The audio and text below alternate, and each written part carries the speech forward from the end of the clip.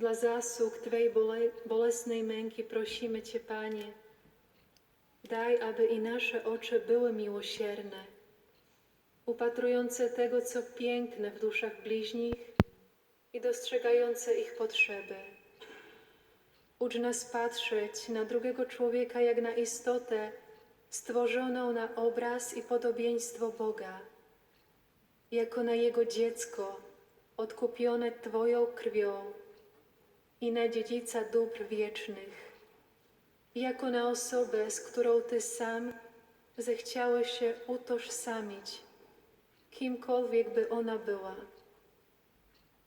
Ulecz nasze oczy z podejrzliwości, chciwości, zazdrości i wszelkiej nieczystości. Niech w naszym spojrzeniu odbija się Twoje miłosierdzie.